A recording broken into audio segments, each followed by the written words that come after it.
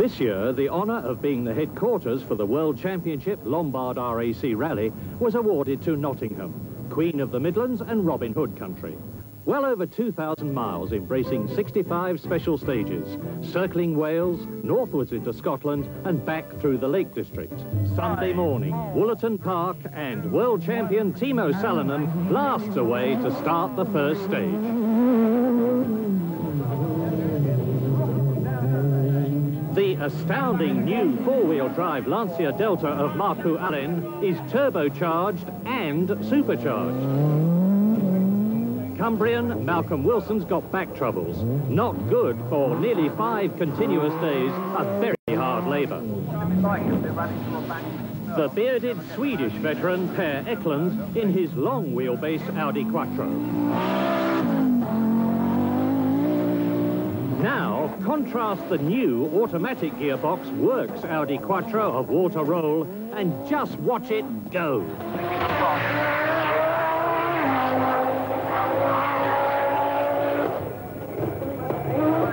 But Tony Pond's taking it easy. It was the very first stage where he hit that tree last year, and he's not going to do that again. Audi have got them on their car. Right from the start, the almost unproven Lancia Deltas took the lead, with the two Finns, Markku Alén and Henri Toivonen, very much in command. Faster than the Peugeots, faster than the Audis. Four-wheel drive cars first to 8th. Top two-wheel drive car, the Toyota Celica of Bjorn Valdegaard. The Opel Mantas were outclassed on power, but Russell Brooks was out to finish as best Brit, with Mike Broad beside him and our camera behind him.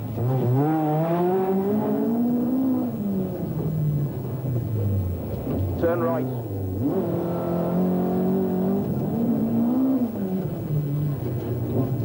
Port left.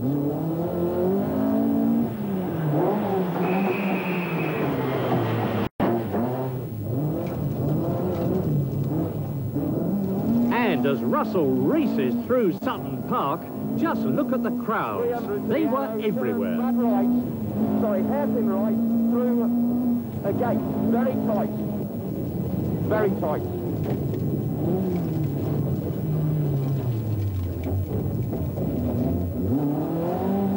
Right, flat left, T right. Toivonen's been off, and he's going to need a new front section on the Lancia, but he's still a secure second. Fourth, Timo Salonen, who's already won 5 World Championship rallies this year, but who's been moaning about the severity of this one. Malcolm Wilson's only driven in 1 national rally in the Metro, which he won, and he's still feeling his way in 4th place. Hannu Mikkola, first or second every year since 1977. An incredible record. This is what the RAC Rally's all about too. Thousands and thousands of tyres transported round the route.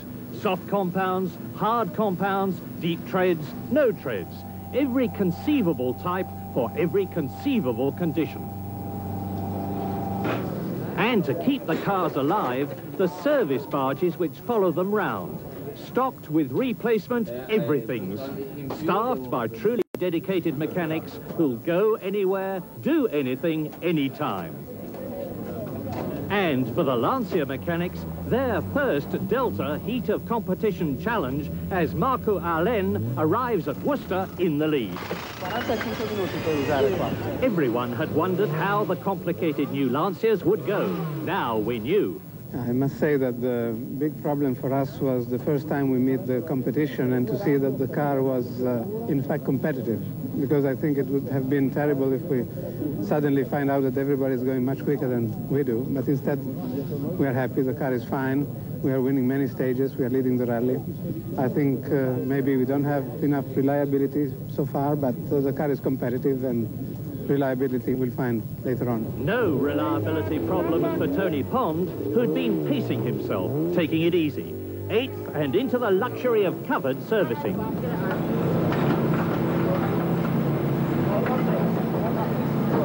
new boots for the Metro, and a battery of blindingly powerful lamps to light the way through the Forest of Dean.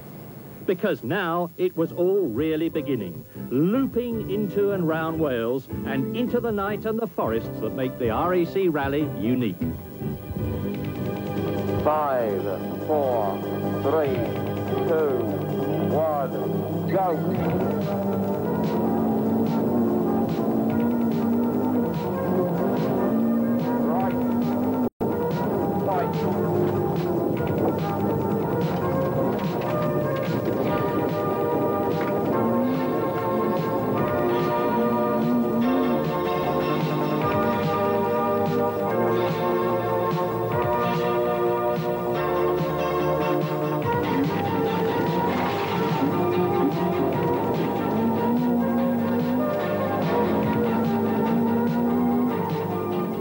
Rally Paris to Dakar.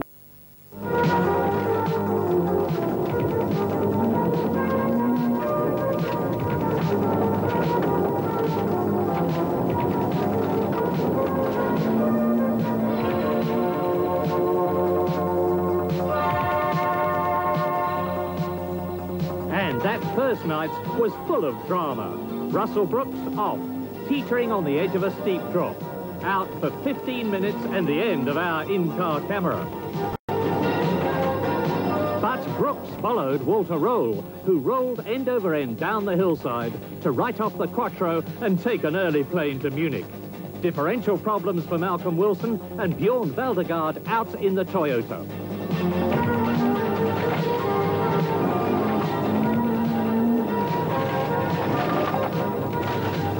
So, to nobody's great surprise, when the leader burst through the dawn of Llanfan on Monday morning, it was Hannu Mikkola, with his Audi's wastegate chattering happily away.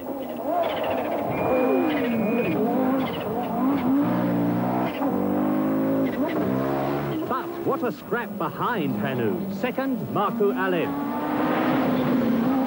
6 seconds behind Alén, Salinen's Peugeot, only 7 seconds ahead of Kalle Grundle, and then 5 seconds to fifth man Henri Toivonen. And blaring his 3-litre Metro projectile through the forest, up to 6th, Tony Pond. Now the two-wheel drive cars. 10th, Kankkunen's Toyota, reliable but totally outclassed by the supercars. 11th, Jimmy McRae's Opel.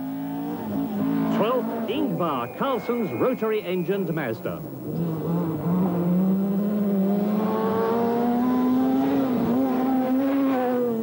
In their thousands they gathered, warmly clad to keep out the biting cold, walking miles along the forest tracks where the stage commanders were each responsible for their part of the rally. Most of the spectators will have come to watch the first probably 30 or 40 cars, and then they will start to leave the stage and follow the rally onwards out of Wales and probably further north. The spectators may have journeyed further north, but several of the leaders didn't. Timo Salonen did avoid going the whole distance, out with engine trouble, and Kalle Grundle neatly wedged his Peugeot between 2 trees. Like all good things, the Lombard RAC Rally came to an end for Hannu Mikkola, but too soon. Electrical problems, home to Florida. So, both works Audis out now.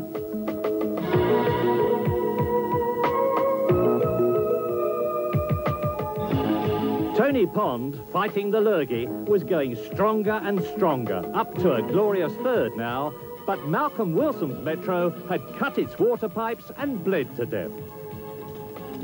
Pinty Auricola in the middle of nowhere with a self-inflicted broken Astra gearbox.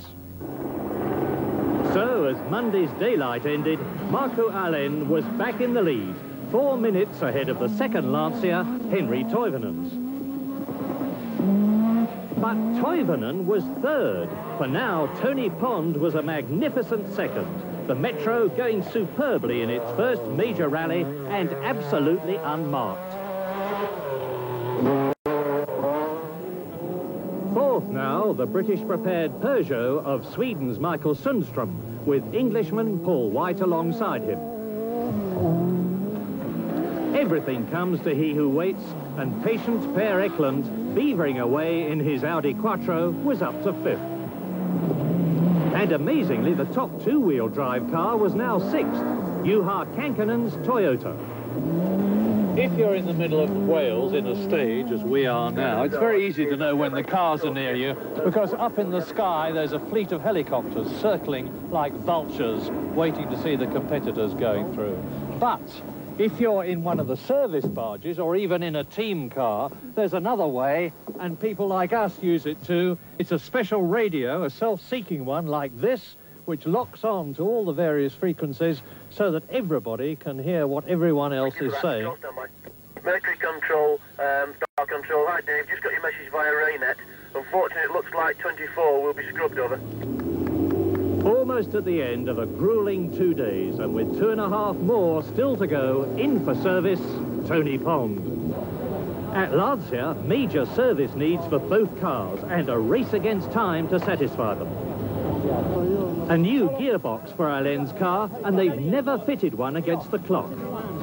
Marco Alain talks to Lancia's chief engineer, Giorgio Pianta. Giorgio, io ho cambiato pastiglie prima di Sì, ma cambiamo dopo le pastiglie. No, nuovo, no cambio. And what about Henry Toivonen? You're looking very tired. Are you ready to get to bed? No, it's these, long road sections now when you know that the day and actually the first loop is over, so the concentration is not anymore so good, so I'm ready for the bed, yes. They've done it. The gearbox is in, just in time. But it won't go, and you can feel the tension.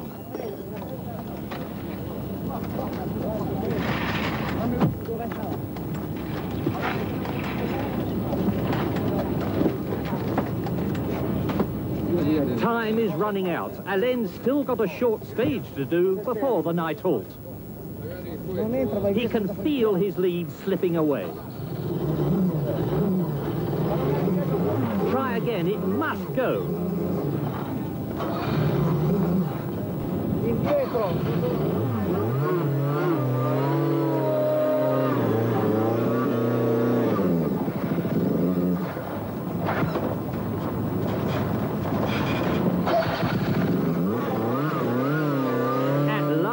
Does, and he's away to that stage in time. But now Toivonen's up against it, in his helmet, impatiently ready to go. They've had to fit a new differential in 40 minutes.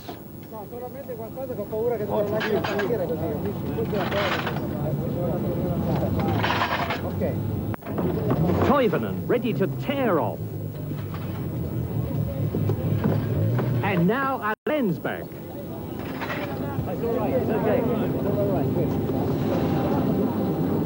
Toivonen away with seconds to spare. That's a fantastic effort by his team. But Marku, was it good? Running the... So the Welsh loop completed and a short night's rest behind them, north to the Clipstone and Dalby forests, and then to the dreaded Kielder forest and Scotland. Now it's a wheel-to-wheel, Italy versus Britain, Lancia versus MG confrontation. Through the 130 miles an hour Clipstone forest tracks, Alain leads. Tony Pond is second in the Metro. What a debut.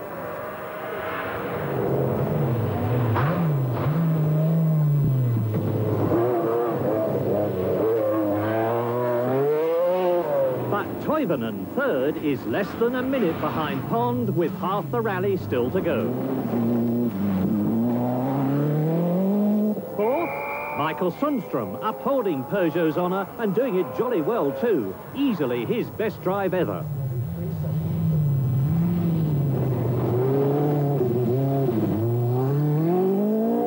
Oliver's Mount, Scarborough, the famous motorcycle racing circuit, and lots of stick from Per Eklund.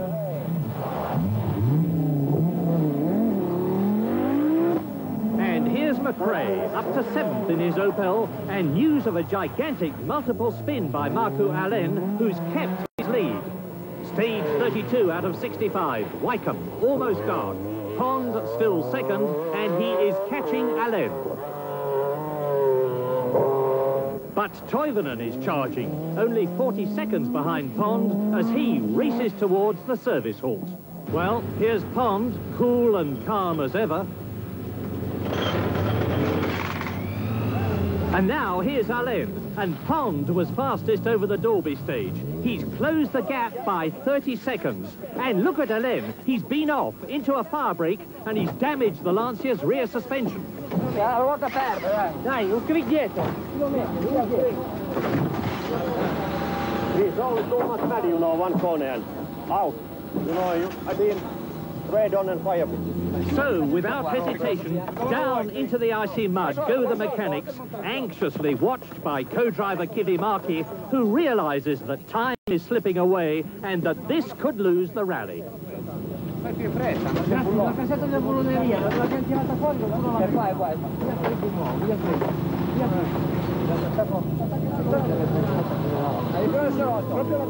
And as Allen roars off, Toivonen's in trouble too. Differential broken, and there's no time to change it.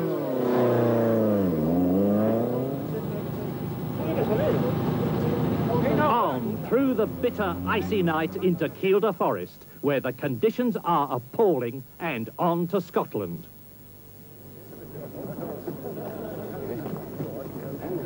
First light on Wednesday morning, and this is Cardrona, the most northerly stage of the whole rally. The competitors have been driving through the night, through the forests of Yorkshire and Scotland. There are 76 crews left. This stage is like glass. One of the coursed cars has gone off already, and the news is that Tony Pond is closing on Markku Alén. But not enough. At Cardrona, where it's difficult even to stand up on the icy ground, Alén still leads. And Tony Pond is not second, he's third, in spite of being effortlessly fast and smooth.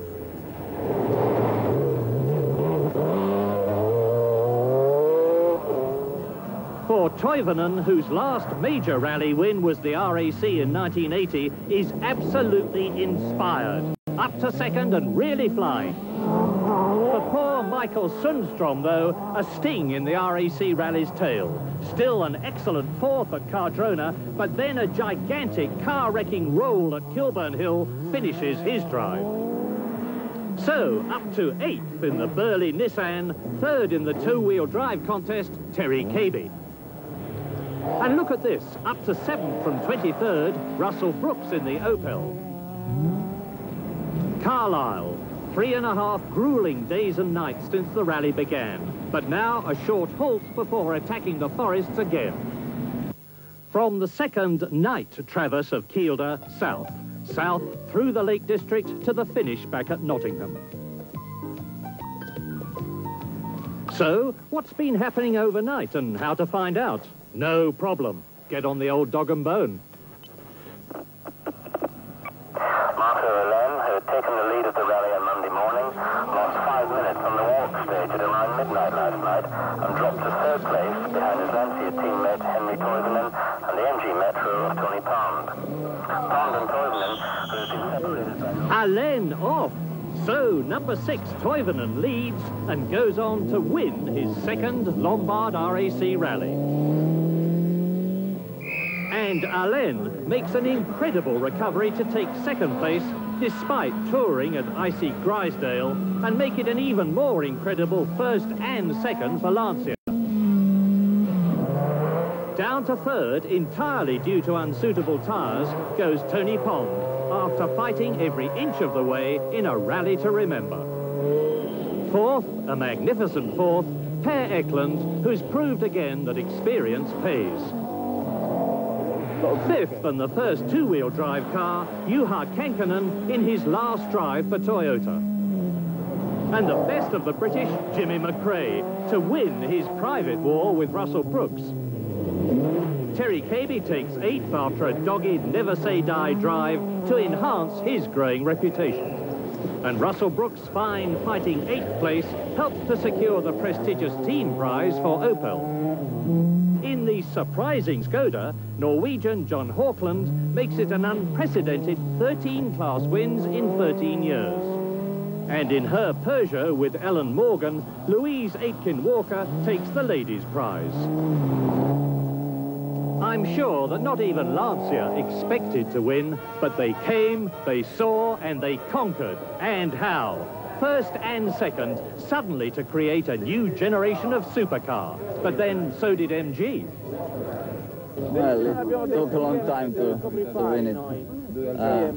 Actually, I'm quite relaxed because, you know, after so many things what has happened during this rally, and now it just dropped on the hands, it's so difficult still to understand. I mean, Henry, what are the high points of the rally that you remember now? Well, of course I remember that when I was on the roof. Yeah. But Kill the Forest, I think, that I will remember always. It was so difficult. Henry Toivonen and Neil Wilson, glorious victors with Lancia of the Lombard